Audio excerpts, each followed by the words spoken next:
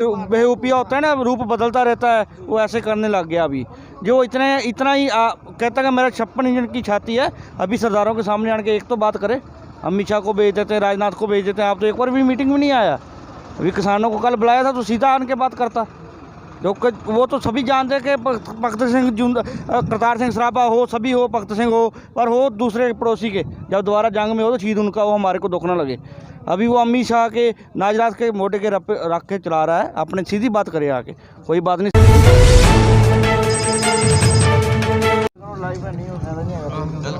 नमस्कार, मैं हूं श्याम सुंदर रायचंदवाला। यहाँ पर जो कुंडली बॉर्डर है उस पर किसान अभी भी। हाँ जी नमस्कार। जो ये आप सरकार 3 अध्यादेश बिल लाई है तो ये किसान के लिए कितने हानिकारक है? ये जो 3 बिल लेकर आई है सरकार, इसके लिए किसान के लिए बहुत ज़्यादा ही हानिकारक है, क्योंकि जी अपने ही खेत में मजदूर बन के रह जाएगा और इनकी जो प्रॉपर्टी है, जो बड़े आदमी हैं उस पर लोन लेकर चले जाएंगे। कल को लोन पूरा नहीं होगा, किसान को अपना लोन देना पड़ेगा, उसकी प्रॉपर्टी गिरवी रख के चले जाएंगे और किसान अपने ही खेत में आप मजदूर बन के रह जाएगा। इसके लिए ये जो 3 खेती बिल हैं ये अमेंडमेंट होनी चाहिए। अगर वो फसलें भी खरीदनी है ना तो हमारा जो MSC है जहाँ बिल दूसरे हैं वो पास होने चाहिए, ताकि साढ़े किसान को ये भरोसा हो सके। ये नहीं है कि पंजाब और हरियाणा में तो सरकार सही रेट से जोना और कनक खरीद रही है, गेहूं, और देख रहे हैं कि मध्य प्रदेश, उत्तर प्रदेश और इसमें राजस्थान में यही गेहूं 800, 900, 1000 रुपये क्विंटल ले रही है, हमसे 1800 रुपये ले रही है।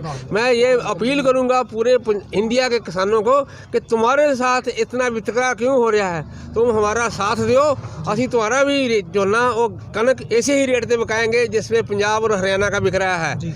अगर पंजाब हिंदुस्तान की 68% जो स्टोर है वो कवर कर रहा है, इसका मतलब ये नहीं है कि पंजाब को पैसा दे दो तो दूसरे को मजदूर रख दो।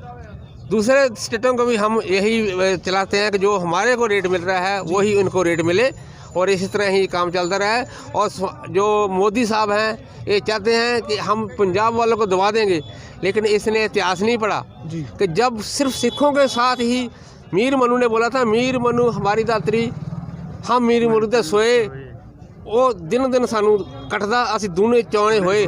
इसी तरह ही एक किसान यूनियन जो है आज और कल और आज 500, आज 1000 संघ इकट्ठा हो गया है। तो इस मोदी को मैं मालूम नहीं है कि ये जो है किसान के साथ झगड़ा कर रहा है, ना कि किसी जाति के साथ कर रहा है। किसान के साथ झगड़ा करना, किसान तो पूरा हिंदुस्तान है, पूरा हिंदुस्तान का जो 80% है वो किसानी के ऊपर है। अगर किसान को ही ये नहीं करेगा तो मदद नहीं करेगा, ऐसी तरह डील करेगा। आज ये हमारी किसानी को अंबानी वर्ग या अडानी के पास बेचना चाहता है, हमें गुलाम बनाना चाहता है, वो हमें मंजूर नहीं है। जो देखो, एक अगर बात करी जाए तो जो किसान है वो किसान जो आड़ती का और किसान का तालमेल था तो इसी बिल से वो भी ख़त्म हो जाएगा। जो आड़ती और किसान का तालमेल है वो बहुत अच्छा तालमेल था, क्योंकि अगर हमें कभी भी ज़रूरत पड़ती है, हम अपने बैंक में पैसा जमा करते हैं ATM में, उतना ही कटा पाएंगे जितना बैंक में है, लेकिन ज़रूरत पड़ने से हम आड़ती के पास चले जाते थे। लेकिन हमारा ये लिंक तोड़ रहा है, हमारे जो सांझ है इसको ख़त्म कर रहा है, जो कि समय मंजूर नहीं है। जो ये 3 बिल आए हैं अंकल जी, इनके आने के बाद क्या आड़ती और किसान को पैसा दे पाएगा? आड़ती नहीं दे पाएगा। नहीं दे पाएगा? हाँ, नहीं क्या कारण होगा इसका? वो कैसे देगा? उसको फिर वापसी नहीं मिलेंगे पैसे, उसको वापस आने की कोई संभावना नहीं है। हाँ, उसको ठीक ही नहीं लगेगा, अच्छा ही नहीं है इसके लिए। हमारा क्या विचार है, मोदी मानेगा नहीं मानेगा? देखो, जो अब ये सड़क पर बैठे किसान, तो इनको काफ़ी दिन हो गए, तो अब तक तो मोदी मानना नहीं, तो आगे मानेगा या नहीं मानेगा? मानना ही पड़ेगा उसको, क्यों नहीं मानेगा? ये तो नहीं मानेगा तो फिर बहुत लंबा पड़ेगा। हाँ, लड़ाई लड़ रहे हैं, कौन जीतेगा कौन हारेगा इसके बारे में तो फैसला बाद में ही होगा। हमें देखो, अगर बात करी जाए तो सिख कौम की जो कि सबसे आगे रही है, जो देश आज़ाद कराने में तो भगत सिंह का अहम रोल था, तो वो फांसी पर भी हंसते हंसते चढ़ गया। देश आज़ाद कराने में उसका अहम रोल था। और अगर उस आज़ादी की बात करें तो जो कि पंजाब से ही शुरुआत मानी जाती है आज़ादी की, जो हमारे देश को 1947 में आज़ादी मिली थी, उससे पहले जो शुरुआत हुई थी वो पंजाब से ही कहा जाता कि हुई थी। तो अगर इसकी बात करें तो सिख कौम एक सबसे आगे आती है।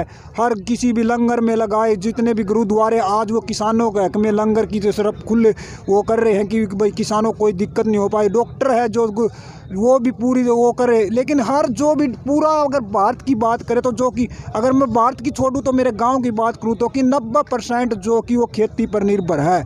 मेरा गांव जो रायचंद वाला वो 90% खेती पर निर्भर है।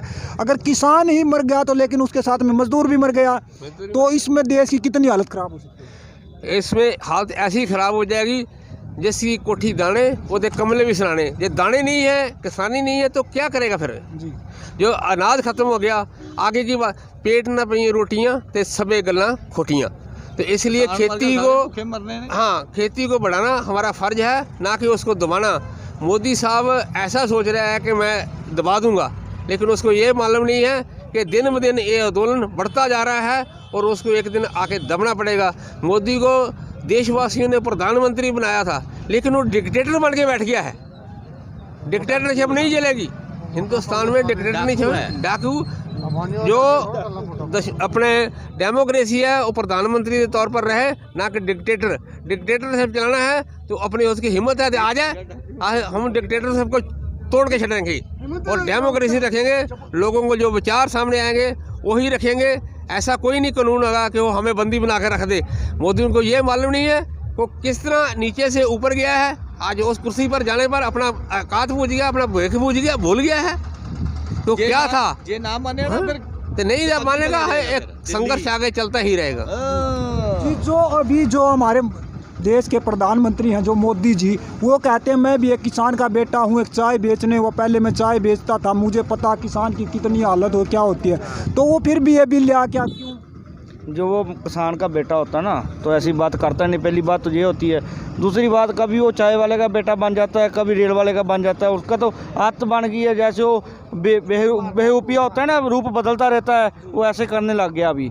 जो इतना ही कहता है कि मेरा 56 इंच की छाती है। अभी सरदारों के सामने आने के एक तो बात करे।